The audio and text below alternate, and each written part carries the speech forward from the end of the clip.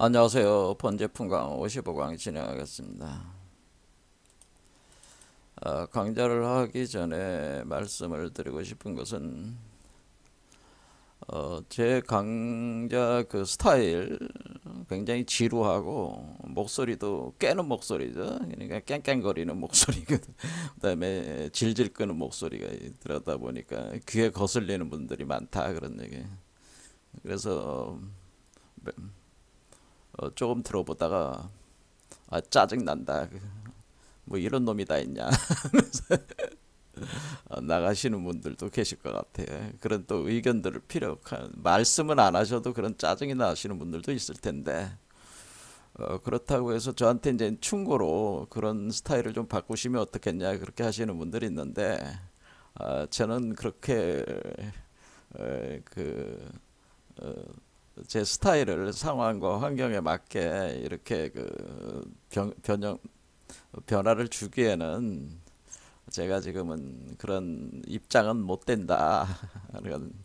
젊은 시절이야 가능했겠지만은 지금은 안 된다 그 얘기죠. 그리고 이 채널 자체가 어떤 구독자를 많이 늘리는 거에 목표를 두고 있는 게 아니기 때문에 뭐이 대중들에게 영업하는 대중들이 좋아하는 거를 저는 하는 게 아니고 제가 좋아하는 걸 하는 거니까 어, 저하고 인연이 안 되는 사람은 안 들으시면 되고 인연이 되는 사람들은 들으시면 되고 그런 입장이다. 그러니까 그런 어떤 제가 바꿀 수 없는 스타일, 특히 스타일에 관련된 문제, 그런 저의 개인적 스타일에 관련된 문제는 언급을 안 해주셨으면 좋겠습니다.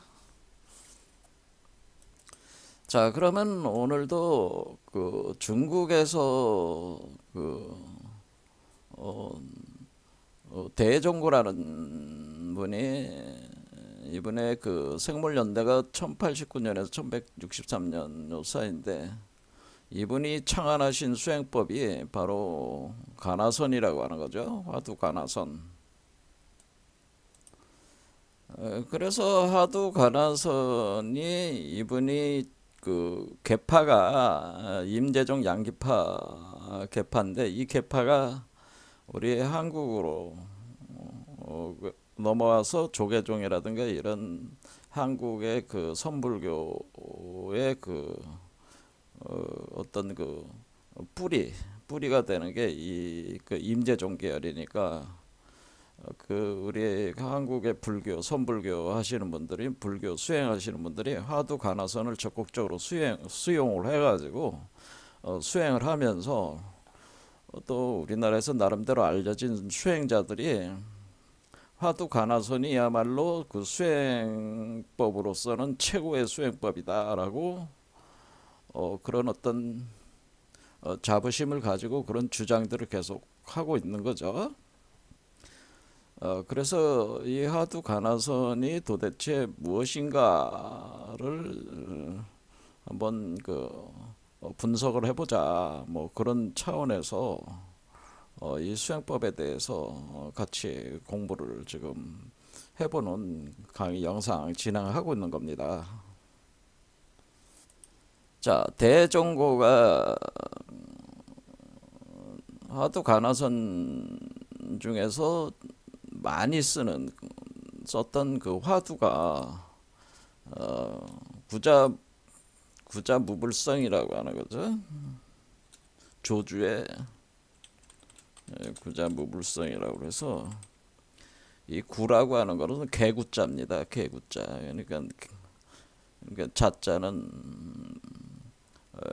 개라는 동물 뭐 그렇게 이해를 하시면 개라고 하는 것이 불성이 없다 그런 얘기죠. 네, 구자무불성.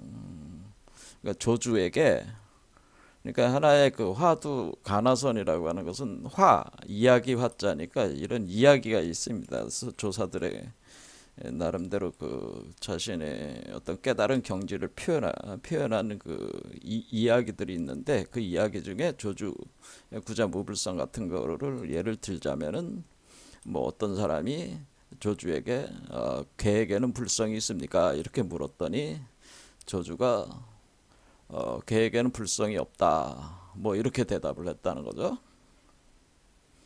그러니까 일반적 수행자들은 석가모니께서 그 말씀하시기를 일체중생 시류불성이라고 그래서 모든 그 중생, 여기서 중생이라는 범주에는 개나 고양이, 뭐 개미 이런 것도 다 포함이 되는 거거든요. 그러니까 이런 동물들도 불성이 있는데 왜 조주는 없다고 하는 거냐 그런 얘기죠.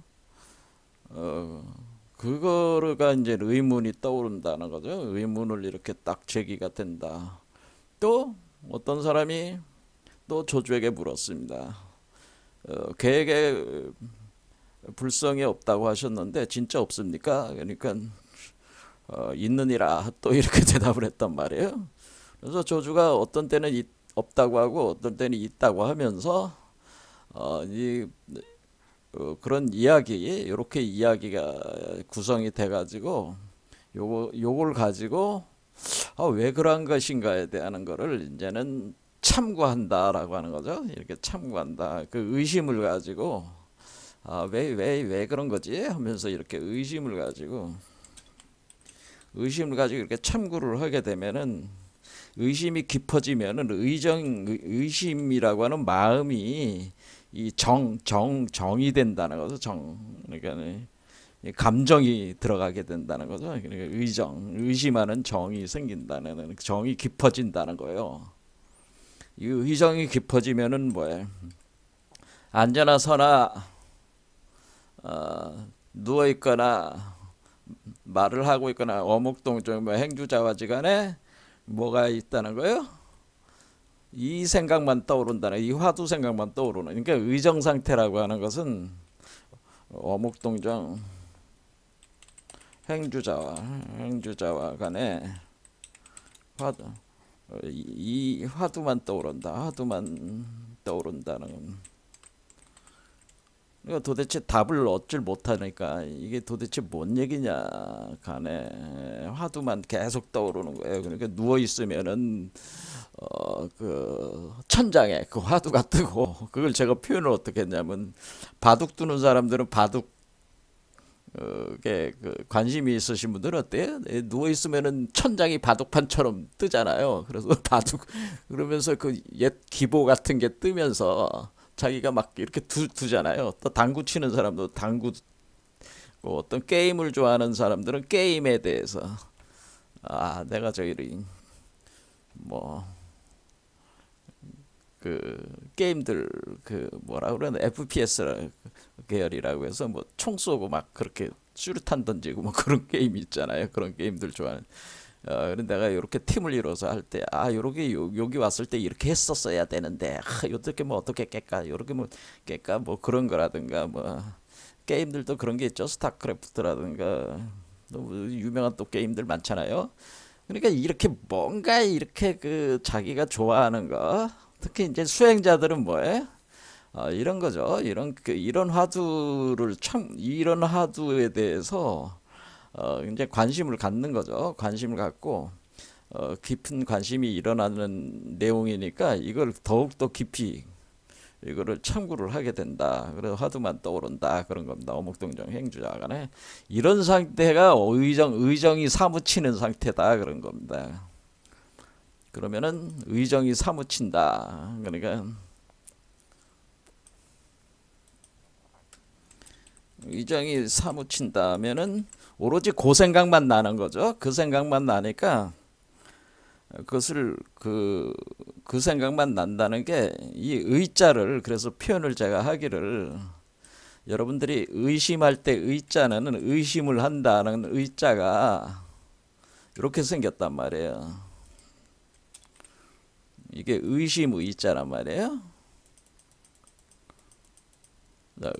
의자다. 그런데 우리가 응고한다, 응고가 된다, 고화가 된다 할 때 응고. 그러니까 우리가 응고라는 말을 쓰잖아요. 응고. 그러니까 응고 또는 응결 뭐 이런 말을 써. 응결, 뭉쳐가지고 결정이 된다. 뭐 응결, 뭐 응고 뭐 이런 응고라고 해봅시다. 그럼 응고가 됐다는 거는 뭉쳐가지고 고화됐다는 얘기잖아요. 그러니까 우리가 여러분들이 약을 다리는 거하고 비슷하다 그런 얘기입니다. 약을 계속 예전에는 약탕기 안에다가 약 재료를 놓고 막 다리잖아요. 다리고 어, 한 번 다린 뒤에 어떻게 해요? 그 찌꺼기를 버리잖아요. 일단 1차로 버리고 또 남은 거 가지고 또 다리잖아요. 그럼 또 찌꺼기가 나오잖아요. 그럼 또 찌꺼기를 버려. 또 다려. 또 찌꺼기를 버려. 이런 식으로 계속하면 그 약효, 약재 안에 약성분들이 이렇게 점차로 이렇게 응고가 되는 거잖아요. 점점 응고가 되면서 계속 버리면서 순수한 것만 추출이 되는 거 아니에요. 이런 걸 응고라고 하는 거예요. 응고. 그러니까 순수한 부분만 추출해낸다는 거는. 그러니까 의정이 깊어지면은 응고가 된다라고 하는 겁니다. 응고. 그러니까 여기 응고의 응자가 뭐예요? 응결된다, 응고가 된다. 뭐 우리가 얼음이 이렇게 결정이 됐다. 뭐 물이 결정이 되는 걸 응결이라고 해요. 응결. 그러면은 여기에 물수변이 있단 말이야. 그러니까 물속에서 그 의심이 있다 그런 얘기인데 요건 이제 설명하면 좀 복잡하니까 일단 이 의심을 하면은 응이 된다는 거라 응고가 된다고 하는 거라. 그러니까 의심이 깊어지면 의정이 그러니까 이 말은 결국 의정이 깊어지면은 응고가 된다는 얘기입니다.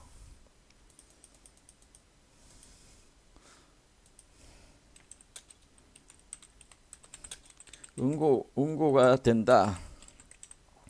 그거를 뭐라 하느냐면 의단 동로라고 이렇게 표현한 겁니다. 그러니까 의심이 깊어지면 응고가 된다.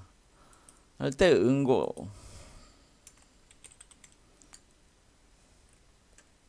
응고가 된다.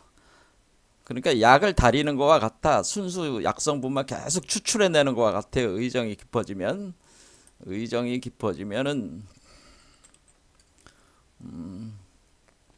여러분들이 오로지 의정 그러면 뭐예요? 의정이 깊어진다고 하는 것은 여기서 나라나라는 집중 응집이 되는 거죠. 여기 6번째 단계에서 우리가 요가 8단계 수행 체계에서 나라나 응집 단계에 들어간단 말이야. 그럼 우리가 니아나 선정의 바로 직전 단계가 바로 나라나란 말이야. 응집. 이게 응집이에요. 집중. 그래서 정일 집중, 윤걸 집중 이렇게 하는 거예요. 그래서 수행에 있어서 가장 중요한 거는 어떤 집중하는 건데 그 집중하는 거를 그냥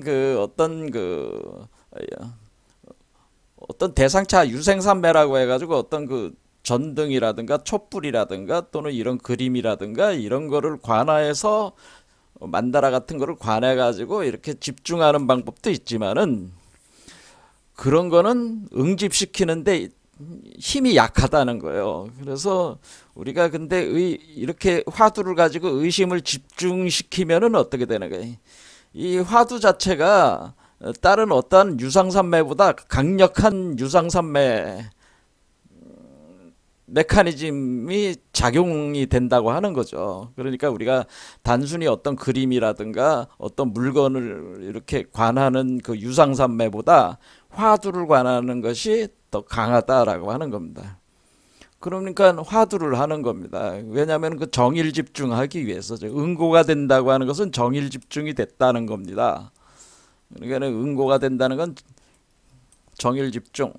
많이 쓰는 말이 정일 집중이요. 이것이 바로 우리가 나라나라고 했죠. 나라나. 그 6번째 나라나 단계가 정일 집중. 정이 하나로 집중이 됐다. 정일 집중. 그 다음에 그 윤걸 집중이라고 해서 그 요임금이 순임금한테 이렇게 그 교시를 내릴 때 너는 항상 그 윤걸 집중하라 그런 얘기입니다. 그러니까 윤걸 집중할 때 윤걸 뭐 이거 안 쓰겠습니다. 시간을 걸리니까. 자, 아무튼 정일 집중 개념이란 말이에요. 이렇게 집중을 시키는 집중하는 게 응고시키는 거죠. 자, 이런 개념이 뭐냐면은 사실은 이것도 이제는 주역 같은 데에 나오는 거예요. 여기 중지공개 보면은 문헌전에 상육효 요 효에 뭐라고 써 있냐면은 문헌전에 이렇게 써 있는 거죠. 요거 중지공개 문헌전이는 요 맨 위에 있는 요게 여기에 이렇게 써 있다. 한자로.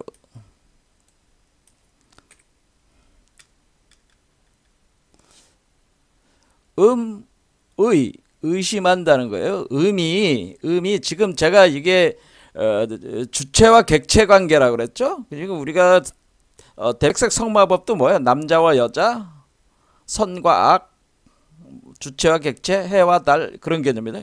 여기서 음과 양이잖아요. 그러니까 음이 의심을 해. 양을 의심하면은 음이 양을 의심을 한다는 게, 음이 양을 의심하면은 필이 반드시 전쟁이 일어난다 그러는. 근데 반드시 이렇게 음과 양 사이에 전쟁이 일어나는 거예요. 싸움이 일어나는데 그것은 음이 양을 의심하기 때문이다. 근데 그것은 뭐냐면은 혐오한다. 뭐냐면 무양. 그러니까 음이 혐오를 한다는 거예요. 왜? 나한테 양이 없다. 무양. 양이 없는 것을 혐오하기 때문이다. 그런 얘기예요. 그러니까 음이라고 하는 것은 우리가 남자와 여자 이렇게 할 때 여자는 여성 순수한 음은 그 남성의 그 양성이 없으면은 순수한 음은 그 양성을 자기 안에 포태시키기 위해서 양을 잡아먹는 그 형상이 일어난다네. 그래서 이렇게 싸움이 일어난다는 거예요. 싸움. 그것을 가리켜서 그것을 칭해서 용이라고 한다. 그렇게 용. 자, 이거를 상세하게 설명을 하면 여러분들이 이제는 또 복잡하네 이렇게 느끼실 거니까, 어쨌든 우리가 주역의 원리에도 뭐가 있냐면 의심을 한다고 하는 이 기능 있다고 하는 걸 알 수가 있어요. 그래서 우리가 의정을 깊이 한다. 그러니까 우리가 이 대종고라는 사람이 이렇게 그 의정 화두에 대한 의정을 깊이 한다는 것을 수행적인 체계로 만든 거는 대종고는 거의 천재적이다라고 제가 보는 거예요. 이 사람은 굉장히 천재적인 그 수행자였다. 그러니까 이런 화두 수행법을 창안한 것은 굉장히 천재적 발상이다라고 하는 겁니다.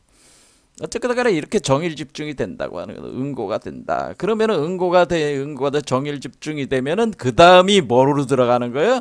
그 다음이 선정 달아나로 들어가는 거예요. 그래서 우리가 진짜 선에 들어갈 때는 응집이 되고 나서야 선정이 되는 겁니다. 선이 되는 겁니다. 그러니까 응집이 없이 선이 안 되는 겁니다. 그러니까 화두 가나선으로 응집으로 해서 돌파가 되지 않으면은 일곱 번째 디아나 선정이 안 된다고 하는 겁니다. 집중이 안 되면은 여섯 번째 정일 집중 단계가 성취가 안 되면은 선정이 될 수가 없어요. 그래서 그러니까 참선이 안 되는 거예요. 여기서 참선할 때 선이 안 되는 거야. 그래서 일단은 그 화두를 통해 가지고 그 선정 단계에 들어가야 된다고 하는 겁니다. 정일 집중을 해서. 자, 그러면은 우리가 요거를 그러면 이렇게 정일 집중해서 선정에 들어가는 거를 뭐로 하냐면 그런 거를 의단동로라고 하는 거예요. 그 의단동로. 그러니까 어떤 분이 그 댓글에 의단동로 공정영지 이런 얘기를 쓰셨는데, 제가 설명을 드리자면은 그분이 해석을 좀 잘못하셨는데, 이 의단동로가 뭔지 사람들이 그 제대로 해석되는 분들 별로 없는 것 같아요. 이것도 의단동로라는 건 의라는 건 의심을 한다는 거잖아요. 그러니까 의정을 깊이 하면은 요 단자가 뭐냐면 단자가 뭉친다는 단체가 된다는 뜻이잖아요. 단체. 자, 그러면 단자를 한자를 보겠습니다. 단자를. 자, 의심을 깊게 하면은 의심이 깊어진다. 의정이 깊어지면은 응고가 된다라고 하는 거는 정일 집중이라고 하는 건데, 그러면 응고가 된다고 하는 게 뭐냐면은 의단 동로에서 의심이 의정이 깊어지면 단이 된다고 하는 겁니다. 이 단은 뭐냐면 둥글단자란 말이에요. 경단단자. 둥글다, 둥글다, 둥글다, 모인다, 또 빚다, 반죽한다 그런 뜻이. 구른다, 뒹굴다, 화목한다, 통치하다, 덩어리, 뭉치. 그렇죠? 덩어리, 뭉치, 모임, 모여, 둥글게 뭉친 거, 둥글게 뭉친 거. 그렇죠? 둥글게 이렇게 뭉쳐. 경단, 경단, 가루를 반죽해서 연물을 바른 밤톨만한 떡, 뭐 이렇게 경단처럼 뭉쳐. 그러니까 응고가 된다고 하는 거는 뭐예요? 제가 아까 한약을 다리는 거에 비유를 했잖아요. 그러니까 한약을 다리면은 뭐가예요? 한약재를 다려서 뭐를 만들어요? 환을 만들잖아. 환을 뭐 정노환 할 때 환이라고 할 때 그 알환자잖아. 동그란 알을 만들잖아요. 그게 바로 이 단자하고 같은 개념이라는 걸 알 수 있어요. 둥글다 모인다. 자, 그러니까 요거는 동그랗게 이렇게 모여지는 거구나. 이렇게 한약재를 다리고 달아서 이 환을 만드는 거나 같은 개념이구나. 이런 개념이에요. 그러니까 이거를 가리켜서 우리는 뭐라고 하는 거냐면 이것을 그 선도에서 이거를 단이라고 하는 겁니다. 단. 붉을 단자. 요 단자가 선도에서 단이고 그게 환이란 말이에요. 그러니까 뭐가 된다는 거예요? 의정을 기피하면은 단이 만들어진다고 하는 겁니다. 그래서 제가 이걸 금단대학이라고 한 겁니다. 자, 금단대학이다. 자, 그러면 의단이라는 건 의정을 기피하면은 단이 만들어진다. 그러니까 의정이 깊어지면은 단이 만들어져. 의정이 깊어지면 금단대학. 바로 우주알이 만들어진다. 우주알. 그러니까 알이라고 그랬잖아요. 근데 요게 하나의 우주, 요게 만들어진다는 거예요. 이렇게 동그랗게. 그래서 동그랗게 만들어진다는 거예요. 이게 금단대 우주알이 제조된다는 거예요. 그러니까 의정을 깊이 하면은 뭐가요? 금단대학이 만들어지는 거야. 그러니까 이 금단대학이 뭐가 만드는 불계명점이라고 하는 거란 말이야. 이걸 불계명점 이렇게 만들어진다. 이렇게 만들어지면은 이 금단대학을 뭐라고 부르냐면 동로라고 부른 거예요. 이 금단대학을 이 단을 동로라고 부른다. 왜 독을 왜요? 홀로 독자잖아요. 홀로 독. 여기 있는 요 존재가 뭐예요? 요 우주세계에 홀로 존재하는 존재잖아요. 그렇죠? 홀로 존재하는. 그러니까 독각이란 말이야. 독각한. 그러니까 홀로 깨달은 존재. 독생자. 기독교 저기로는 독생자가 되는 거야. 독생자. 홀로 독. 그래서 동로. 그런데 왜 로라고 하는 거냐? 자, 독이라고 하는 것은 이제 아셨죠? 그래서 내가 뭐라고 그랬어요? 그 석가모니가 뭐라고 해서는 그 자기가 태어난 뒤에 그 천상천하 유아 독존 해서 독이라고 그랬잖아요. 독 홀로 존재한다 그랬죠. 유아 나 홀로 존재한다. 그러니까 이 세계 요 세계에서 나 홀로 존재한다. 이게 우주란 말이야. 우주알이니까 우주란 말이야. 이게 우주 속에 나 홀로 존재한다 그런 뜻이에요. 천상천하. 어느 천상천하에 이 우주 전체의 천상천하에 사실은 왜 요것이 바로 요거를 복제한 거기 때문에 우주에 나 홀로 존재한다는 거예요. 요 자체로 볼 때는 요 안에서 홀로 존재한다. 그런 천상천하 유아독존. 그래서 독. 근데 왜 로라고 하는 거냐? 이 금단대학을 로라고 하는 건다. 왜 이슬이라고 하는 거냐? 이런 말 들어. 금강경에 뭐라고 돼 있어요? 금강경 32장에 일체유의법은 거품 같고 이슬 같다라고 이렇게 표현돼 있잖아요. 그렇죠? 거품 같고 이슬, 환포영이라고 돼 있죠. 환포영. 그래서 환상적인. 그렇죠? 그리고 포. 그리고 환포라니까 거품 포자라 말 거품 포자. 그래서 거품 포자. 거품 포영 한포 그 다음에 거품 같고 이슬 같고 그리고 그림자 같고 그림자일 때 이때 일반적인 그림자를 얘기하는 게 아니라 동영상 같은 그림자는 그러면서 이슬 같고 그 다음에 이슬 같고 그 다음에 이슬 같고 그 다음에 번개 같고 뢰 같고 그렇게 번개 불꽃 같고 뭐 이렇게 잖아요. 전기불 번개불 이런 것처럼 환포영 로레 뭐 이렇게 되다. 이슬 같고 번개불 같다. 그러니까 우리 일체 유의세계는 그러니까 이렇게 새로 태어나는 세계는 뭐예요? 새로 태어나는 세계는 거품 같고 이슬 같고 번개불 같은 거니까 결국 뭐예요? 로자는 뭐예요? 이게 지금 홀로 동로한다고 하는 것은 이 독생자 유아 독존하는 세계가 이슬과 같은 그 유의 세계로 태어났구나라고 하는 것을 알 수가 있다는 거죠. 이슬이라는 거는 불과 물이 결합된 거야. 거의 비슷한 힘으로. 불과 물. 그러니까 이슬이라는 건 뭐예요? 새벽, 초저녁에 이슬이 맺히잖아요. 그때 새벽과 초저녁은 뭐예요?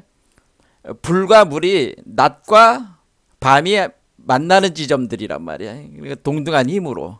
그때 그러니까 그 음양이 하나가 되는 상태, 균형을 잡은 상태가 바로 이슬과 같은 상태라 그런데 실질적 물질적으로는 이슬과 같이 이거는 뭐냐면은 처음에 이렇게 태어났을 때 이건 이슬방울 거품. 그러니까 마치 우리가 여기 우리 몸속이 마치 요 작은 그 우주알이 태어나는 거니까 우리 몸은 뭐예요? 우주알이 태어나는 바다와 같은 거란 말이에요. 우리 몸 자체가 중생의 몸이. 그럼 중생의 몸 속에서 파도의 그 거품과 같이 이게 태어나는 거란 말이에요. 그러면서 이슬과 같은 모양. 그러니까 거품이 올라오면서 동그랗게 이렇게 뭉쳐지면은 그게 이슬 같아지는 거란 말이에요. 무슨 말씀인지 아시겠죠? 그런 상상을 해봐요. 자, 그러니까 이슬 같다, 의단 동로다라고 하는 의단 동로라는 건 이걸 얘기를 하는 거죠. 그러니까 의단 동로. 그렇죠? 그걸 얘기한 거란 말이야. 이게 의단 동로가 됐을 때가 유아독 천상천하 유아독존하는 내가 이 세계에 존재하는 거기 때문에 진정한 참나가 여기 세계에 내 모습을 드러낸 거란 말이야. 감춰진 참나가 모습을 드러냈다. 감춰진 참나. 여러분 몸속에서 감춰진 참나가 모습을 드러냈다. 근데 감춰진 참나를 뭐라고 한 거야? 그걸 우리가 그 불교적으로는 감춰진 참나를 그거를 불성이라고 하는 거죠. 불성. 그거를 불성.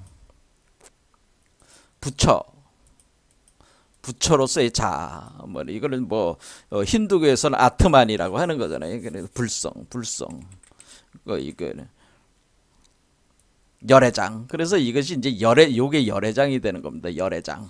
모습을 드러냈다. 그런 얘기입니다. 그렇게 되면니까 우리가 의정이 깊어지면은 동그란 알과 같은 세계가 생기게 되고 이 알과 같은 세계는 홀로 유아 독존하는 내 참나가 모습을 드러내면서 그 세계는 마치 이슬 같고 거품과 같은 그런 세계가 여기서 형성돼서 나오기 시작한다. 그래서 우리가 요렇게 됐을 때가 이 거품 같은 세계, 이슬 같은 세계가 일어날 때 거품은 어때요? 거품은 가운데가 비어 있잖아요. 그렇죠? 비어 있으니까 공적영지라고 하는 거예요. 공적영지. 공이다. 그러니까 처음에는 거품으로 나온단 말이에요. 처음에 거품이니까 거품은 여러분이 뭐 공기를 후 불면은 그 비눗방울을 불면은 비눗방울이 거품이 되잖아요. 그 거품 안이 비어 있잖아요. 그러니까 그 비어 있는 그 공이란 말이야. 그와 같은 공적 공적 상태라는. 그때 이때 적이라고 하는 것은 열반이라는 상태입니다. 그러니까 이때 열반, 그러니까 이 사람이 죽고 이걸로 다시 태어나는 거잖아요. 이 사람이 이걸로 변화하는 거니까, 전환이 되는 거니까, 그것을 우리가 세상적인 말로는 죽어서 다시 태어난다, 죽음과 부활의 과정을 거치는 거니까, 죽었을 때가 바로 정멸 상태란 말이에요. 그래서 공적, 그러니까 거품 속에서 죽은 상태에서 다시 태어나게 되는데, 그때 뭐냐면 영적인 그 영적인 지혜를 가지고 태어난다고 하는 거죠. 이때 영적인 지혜는 뭐냐? 이때 영지라고 하는 것은 그노시스. 이 영지라고 하는 것은 우리가 서양 말로는 영지는 그노시스라고 하는 겁니다.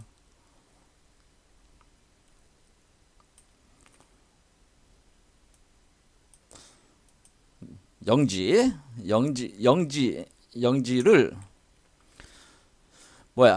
우리가 여태까지 우리의 그 지혜라고 하는 것은, 우리 지혜는 지금 어떻게 된 거예요? 우리 지혜는 인간이 가지고 있는 그 지혜의 상태는 분별지로 가지고 있다. 분별지. 자, 우리는 모든 세계를 인식을 할 때, 우리가 세계를 인식할 때 선언적으로 이 세계를 인식할 때 이원 분별적인 구조로 인식하게 돼 있어요. 여러분들이 아무리 그 무분별지, 부처와 같은 생각을 가지고 싶어도 그게 불가능한 게 왜 그러냐면, 인간이라는 것 자체가 분별지의 그 사유 패턴을 기본적으로 선언적으로 가지고 있다고 하는 겁니다. 그러니까 우리가 인간의 의식은 본질적으로 선언적으로 애초에 그 이원 분별시, 인간의 의식은 선언적으로 세계를 이원 분별로 인식한다고 하는 겁니다. 인간의 의식, 인간의 마음이라고 하는 것은 애초에 선엄성을 가지고 있는데, 그 선엄성, 세계를 이원 분별로 인식하는 선엄성을 가지고 있다고 하는. 그러니까 여러분들이 아무리 세상을 이렇게 그 부처의 마음을 가지고 보고 싶어도, 인간이나는 어때요? 이원 분별심을 가지고 보니까 중생의 마음으로 보는 거야. 그러니까 개가 보는 세계는 개의 세계잖아요. 개가 보는 세계는 개의 세계고, 인간이 인식하는 세계는 인간의 세계고, 그러니까 개가 인식하는 세계는, 개가 본다고 하는 건 인식한다는 그런 건데, 인식하는 세계는 개의 세계가 되는 것이죠. 그리고 인간이 인식하는 세계는 인간의 세계인 거예요. 인간의 세계이고, 부처가 인식하는 세계는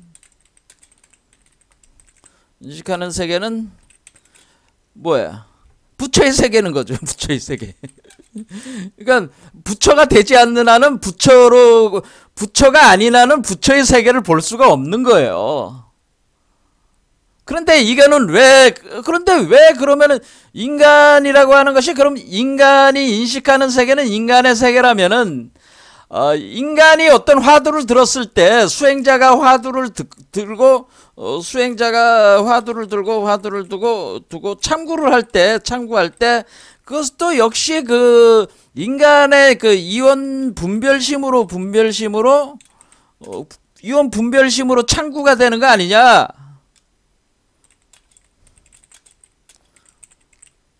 그건 당연한 얘기겠죠. 수행자가 화두를 들고 참구할 때 여러분들은 화두 자체가 이원 분별심으로 참구를 할 수밖에 없어. 그런데 문제는 뭐냐면은, 분별심 안에, 이원 분별심 안에 무분별지, 그러니까 분별지 안에 무분별지가 숨어 있고, 그러니까 분별지 안에 무분별지가 숨어 있고, 무분별지 안에 분별지가 숨어 있다는 겁니다. 태장돼 있다고 하는 겁니다. 무분별지가. 자, 이 얘기는 뭐예요? 여러분들이 분별지로 계속 화두를 참고하면서 의정을 깊이 들어가면 뭐예요?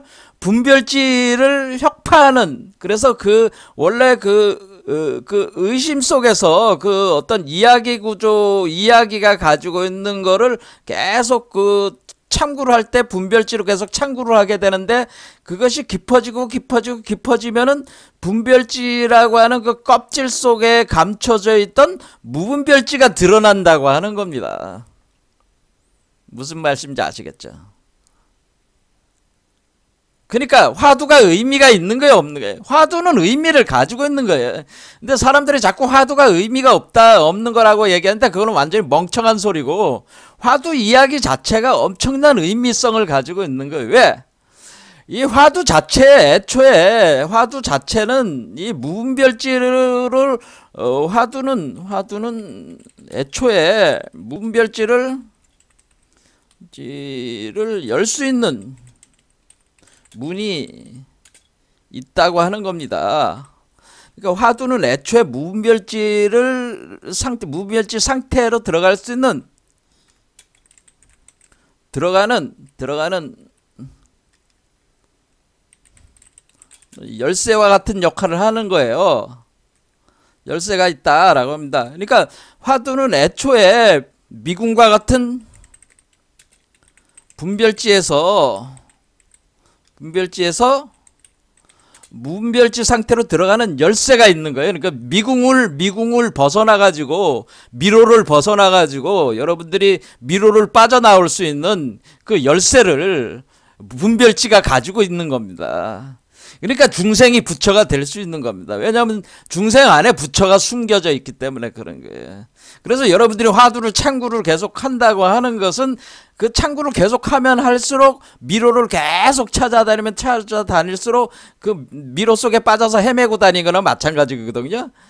그렇잖아요. 빨리 나가야 되잖아. 그러니까 미친 듯이 돌아다니다가 문을 열고 나올 수가 있단 말이야. 이 화두로 구성된 미로는 그렇게 돼 있다, 그런 얘기입니다. 그래서 굉장히 빠른 속도로 깨우침을 얻을 수 있게 화두 이야기가 구성이 된 걸 가지고, 그것이 공안들이라고 하는 겁니다. 그걸 공안으로 지칭을 해놓은 거다, 그런 얘기죠. 만약 화두가 그런 기능이 없다면 왜 화두를 들고 하겠어요?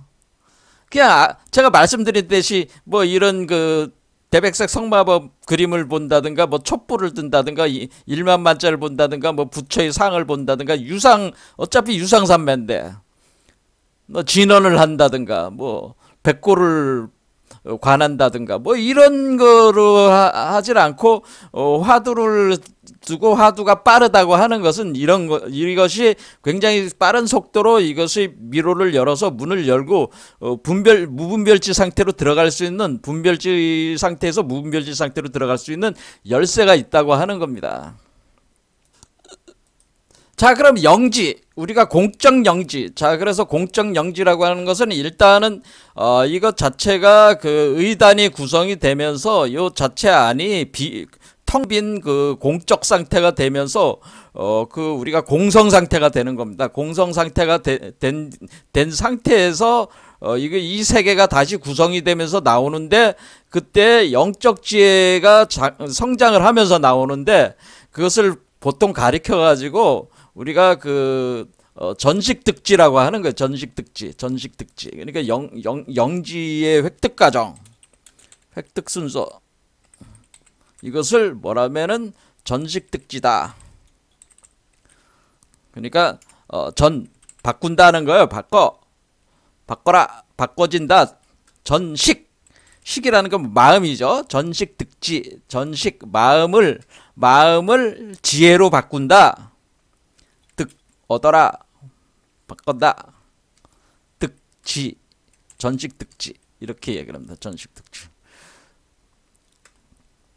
자, 그러면 전식득지 과정은 어떻게 되냐면, 처음에는 여러분들의 마음이 영지가 이제는 공적 영지가 열 때, 이 영지는 원래 이 본래적인 본래 면목, 그리고 본지 풍광의 원래 지혜의 빛이 들어와서 여기를 비추기 때문에 이 지혜의 빛이 백그라운드에 깔려 있는데 그 백그라운드에 깔려 있는 그 지혜의 빛을 가리켜서 법계 채성지라고 하는 겁니다. 그것을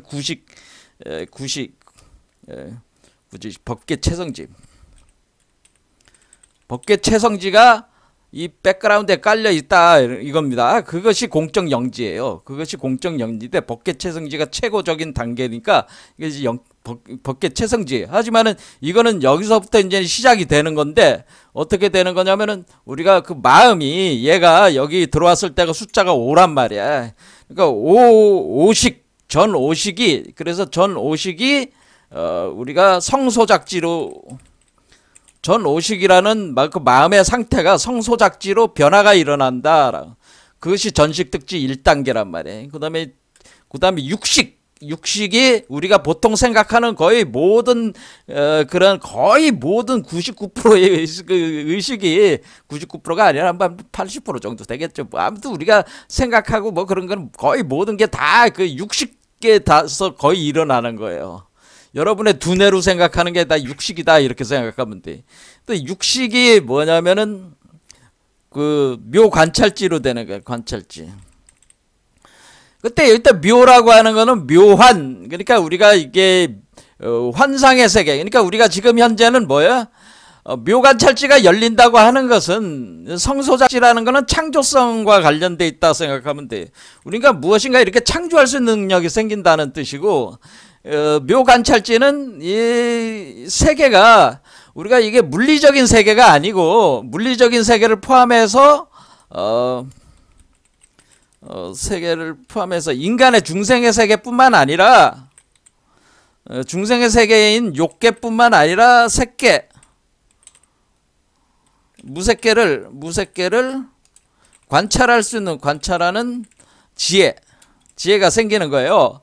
근데 이때부터 이제는 뭐야? 이때부터 사실 그 우리가 초능력적인 그 개념으로 보면은 그거를 신통 개념으로 보면은 뭐 그 마법적인 어떤 그런 세계에서의 어떤 뭐 이제 죽은 자들이 돌아다닌다거나 뭐 그런 걸 다 보는 거지.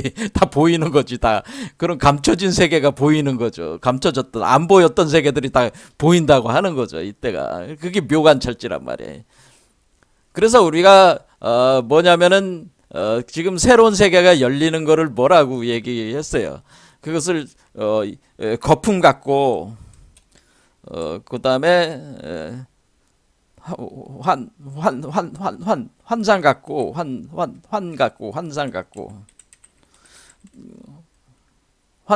환상이라는 게 뭐예요? 환상이 묘한 세계가 환상이자 환상세계 그게 바로 묘한 세계란 말이에요. 그러니까 그걸 아스트랄계라고 하는 겁니다. 거품세계 환상세계 거품세계가 그 다음에 묘한 그 다음에 그림자 같고 그러니까 이것은 동영상 같다 이게 영상 같은 세계 동영상 같은 우리가 이제 그 영화 같은 거 이렇게 볼 때 그 영상 같은 세계가 열린다. 그래서 이슬 같은 세계 번개 같은 세계 이 세계 이런 세계가 열린다고 하는 거죠. 그러니까 이게 금강경 32장이 이런 걸 얘기를 하는 겁니다. 이 세계가 열린다는 걸 얘기를 하는 겁니다. 그런데 본질적으로 모든 세계는 바로 이와 같은 세계에 기초를 해서 만들어지고 있다고 하는 것을 또 얘기하는 것이기도 합니다. 이게 어쨌든 이때 우리는 묘관찰지가 이제 발동을 해서 육식이 묘관찰지로 이제 바뀌면서 우리 눈에는 그냥 어떤 일반적인 어떤 그 사물만 보였는데 이제는 사물 뒤에 있는 감춰진 것들이 다 보이기 시작하는 거야. 안 보였던 것들이 보이는 거야. 체험을 하는 거야. 이때부터. 무슨 말인지 아시겠죠? 그 다음에 이제 칠식이라고 해서 이제는 칠식을 말라식이라고 하는 거예요. 말라식이라고 하는 것이 우리가 평등성지로 바뀐다. 말라식이라는 건 개체의식인데 개체의식이 어떻게 되는 거예요? 내가 잘났다는 거 아니야 한마디로. 근데 평등성지는 뭐예요? 세계 일체가 다 평등하다는 것을 이제 깨닫는다고 하는 거예요. 자, 아무튼 평등성지가 열린다 그런 얘기입니다. 그 다음에 팔식을 우리가 아레야식이라고 하는 겁니다. 아레야식이 뭘로 바꾸냐면은 대원경지로 바꾼다. 이때는 거울 큰 대원이라는 게 뭐예요? 큰 크고 둥그런 그 거울과 같은 이때가 이제 거울 얘기가 이때 우리가 뭐 해능과 신수의 그 거울 얘기가 이 거울을 얘기를 하는 겁니다. 대원경지. 그래서 거울경자를 쓴다 그런 얘기입니다. 대원경지다라고 합니다. 그 대원경지가 열린다라고 하는 겁니다. 그 다음에 요게 이제 구식이 법계채성지인데 제가 말씀드렸듯이 법계채성지는 애초에 이 법계채성지가 비추고 있다 그런 얘기입니다. 왜냐면 이건 이미 구식 단계 와 있는 거니까 비추고 있기 때문에 요게 9단계는 법계채성 이 일진 법계 자체 이 법계 전체의 그 모든 것을 깨닫게 되는 그 지혜가 이때 열린다고 하는 거죠. 자, 이런 식으로 우리의 마음이, 그러니까 누가 바뀐다는, 얘가 성소작지부터 성소작지, 묘관찰지, 평등성지, 대원경지, 법계채성지로 얘가 성취해가는 거죠. 얘가 성취해간다. 그런 얘기입니다. 그것이 공적영지, 그러니까 그것이 이 공적영지가 이제, 공적영지는 심장 차크라에서 빛의 심장이 빛의 심장이 깨어나면은,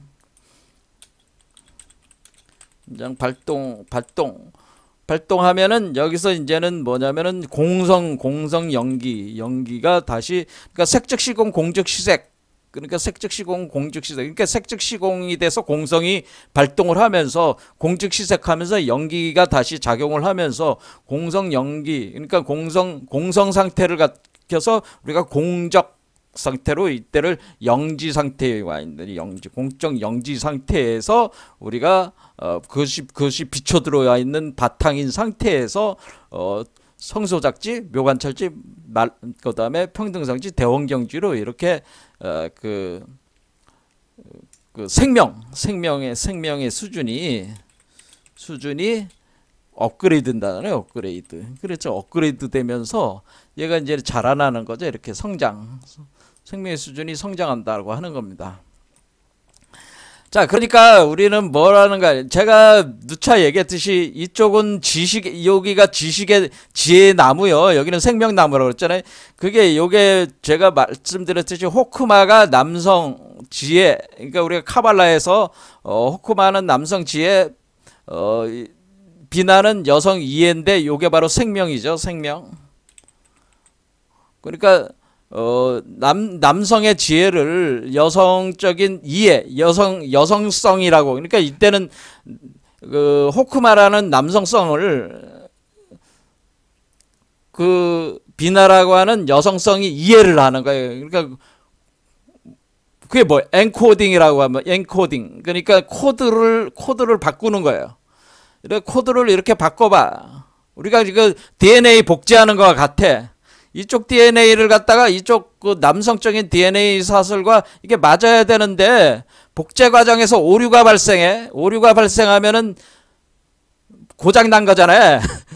그게 뭐야? 그게 인간이야. 근데 완전한 이해가 되면은 어때요?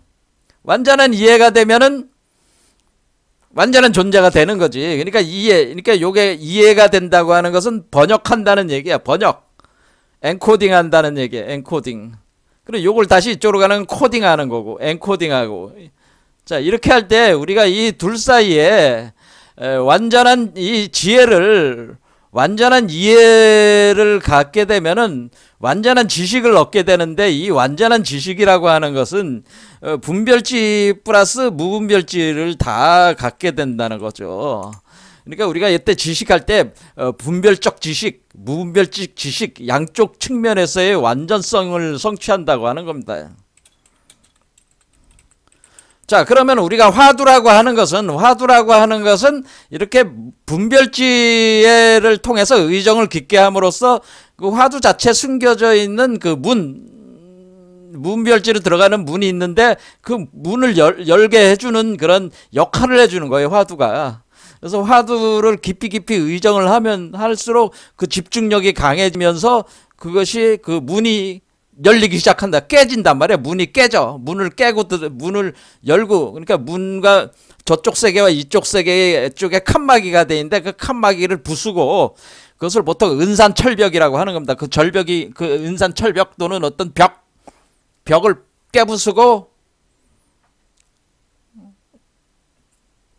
들어가게 되는 거죠. 그 세계로 이제 들어가게 되는 거죠. 그렇게 되면 우리가 살아있는 부처가 되는 거죠. 그러니까 우리가 분별지도 되고 무분별지도 되는 것이, 그것이 부처의 상태입니다. 그런데 많은 사람들이 뭐 분별지를 떠나서 뭐 부처는 무분별지고 중생은 분별지다, 이렇게 단순화가 되어 있는 게 아니고요. 우리가 깨달은 자라고 하는 존재들은 무분별지를 가지고 있으면서도 분별지적인 삶을 살 수가 있는 사람들이에요. 그래서 사실은 살아있는 부처, 우리가 이 상태가 되면은 살아있다고 하는 것은 중생으로서 살아있는 거 아니겠어요? 그러면 분별된 세계에 살고 있지만은 또 우리 자체 안에서는 그 모순된 그 상태지만은 무분별지에 완전히 그 도달한 나의 진짜 참나가 작용을 하면서 분별된 세계를 살고 있는 거기 때문에, 그러니까 이 세계에 살아있는 부처로 살고 있다, 그런 얘기입니다. 살게 되는 것이다, 그런 얘기죠.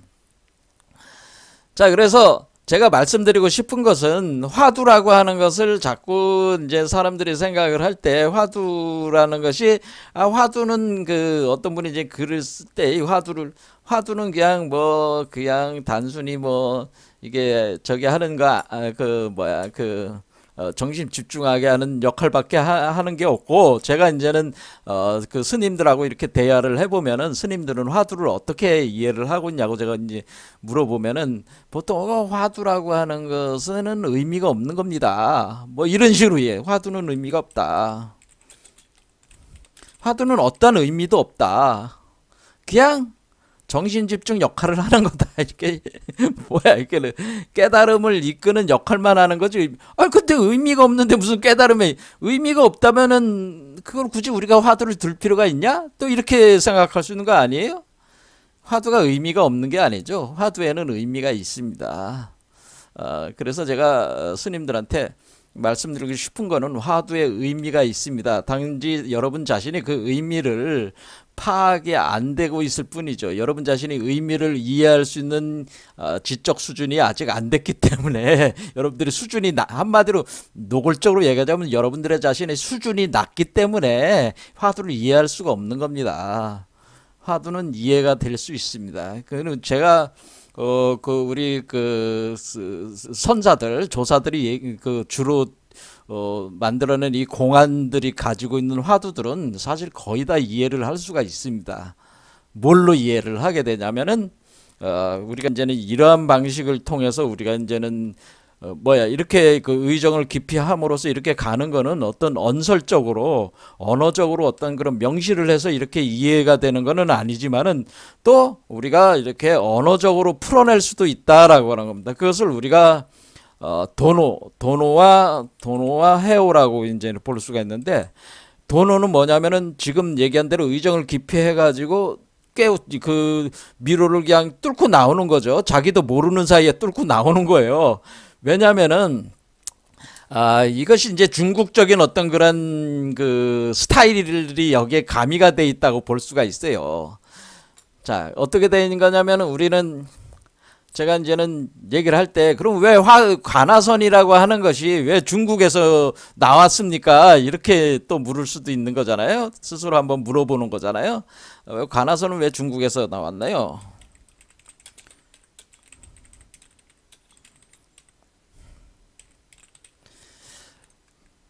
자, 가나선이라고 하는 것은 중국에서 만드는 거잖아요. 대종고란 사람이. 근데 대종고란 사람이 북송시대 사람이잖아요. 자, 이때가 바로 이때 선불교가 왕성하게 번창할 때의 시기가 언제냐면은, 선불교 번성 시기에 수많은 공부 능력, 그러니까 머리가 좋은 사람들, 그러니까 수준이 높은 사람들이, 수많은 수준이 높은 천재들이 불교계로 많이 유입됐습니다. 이때. 왜냐하면 세상이 너무나 세상이 자기들이 볼 때는 보통 유교 쪽으로 가질 않고 불교 쪽으로 이 천재들이 많이 넘어왔어요. 그들이 공부를 했어요. 그런데 이 사람들이, 이 천재들이 그러면은 넘어왔을 때 그냥 넘어왔겠습니까? 기존의 자신들이 자신들의 그 학문을 갖추고 있었을 거 아니에요.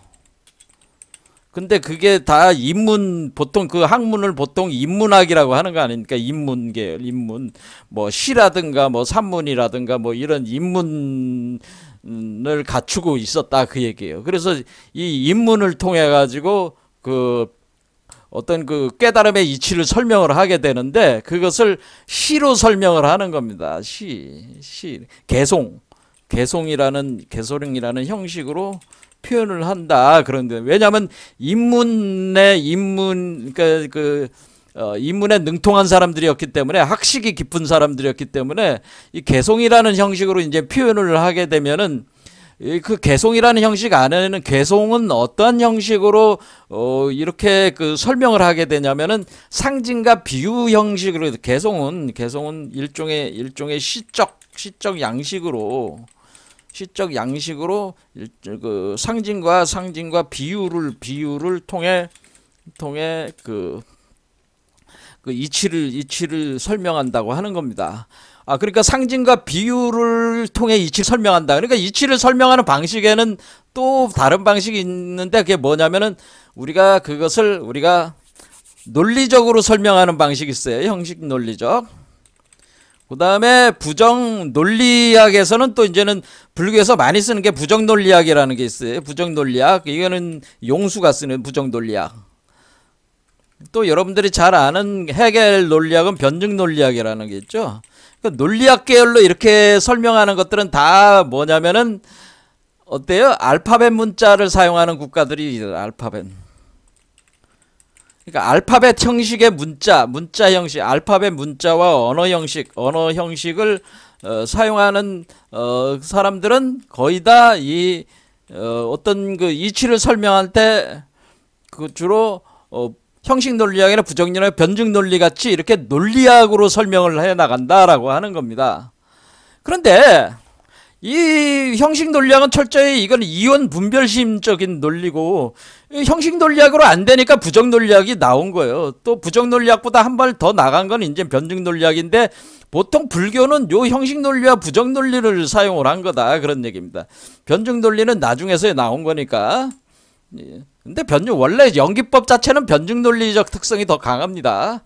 자, 지금 시간이 없으니까 다 설명을 못 하겠지만은 다음 시간에 뭐 설명하게 될지 모르겠습니다. 어쨌든 알파벳 문자와 형식을 가진 사람들은 주로 이제는 서술적이고 논리적인 형식으로 이치를 설명해요. 근데 지금 이 한자 문화권은 어때요? 한자 문화권은